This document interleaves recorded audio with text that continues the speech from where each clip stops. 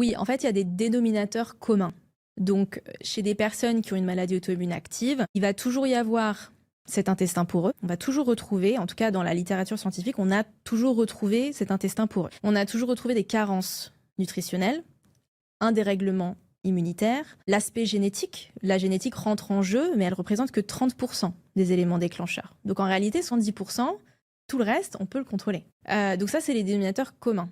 Après, et dans ces dénominateurs communs, il y a les éléments déclencheurs. Et donc les éléments déclencheurs, c'est eux qui vont varier en fonction des personnes. Ça peut être une infection, ça peut être une dysbiose, ça peut être la gestion du stress, le sommeil, tout ce qui est hygiène de vie, l'alimentation, des sensibilités alimentaires, une mauvaise gestion, une mauvaise digestion, santé intestinale, la surcharge toxique, tout ce qui est dans notre air, dans l'eau, dans les aliments, sur nos produits qu'on met sur la peau, cheveux, dentifrice, peu importe, qui ont des produits chimiques qui sont mal reconnus par le corps, qui doivent être détoxifiés par le corps, les microplastiques.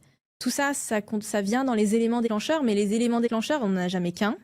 C'est vraiment comme... c'est une surcharge, quoi. Et ils sont différents, en fait, en fonction de la personne.